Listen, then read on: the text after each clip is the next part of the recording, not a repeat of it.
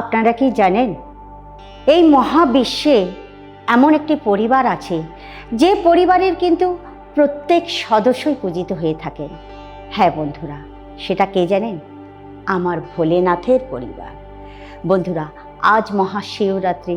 এই শিবরাত্রির দিনে সমগ্র ভারত জুড়ে বাবা ভোলেনাথ, মাতা পার্বতী এবং তাদের পুত্র ভগবান শ্রী মহাগণেশ আর ভগবান কার্তিকের পূজা উপাসনা করা হয়ে থাকে।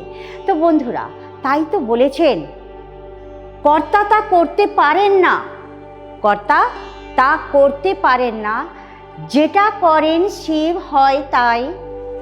আর তিনও লোক আর 9টি খণ্ডে শিবের চেয়ে মহান কেউ নাই। তো বন্ধুরা, শিবের চেয়ে তো মহান কেউ হতেই পারে না। তাই আমি বলছি, আজকের এই পবিত্র দিনে কিন্তু শিব পরিবারের স্থাপনা হয়েছিল। আজকের এই পবিত্র দিনে, আজ মহাশিবরাত্রি, এই দিনেই কিন্তু মাতা পার্বতী তার 108 জন্ম আর হাজার হাজার বছরের তপস্যার যে সাফল্য তিনি লাভ করেছিলেন, আর কি জানেন, শিব শক্তির মিলনের সাক্ষী হয়ে উঠেছিলেন।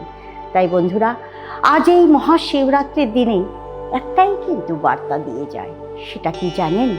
সেটা হচ্ছে, যদি কোনো মানুষ ধৈর্য ধরে যদি নিরন্তর প্রয়াস করতে থাকে, নিরন্তর পরিশ্রম করতে থাকে, তাহলে কিন্তু সেও ঈশ্বরকে লাভ করতে পারে।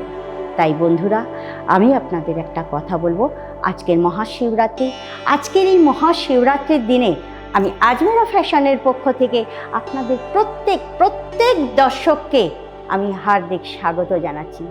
আর যারা ভিডিওটা দেখছে, তারা একবার আমার সঙ্গে অন্তত একবার জোর গলায় বলুন, হর হর মহাদেব।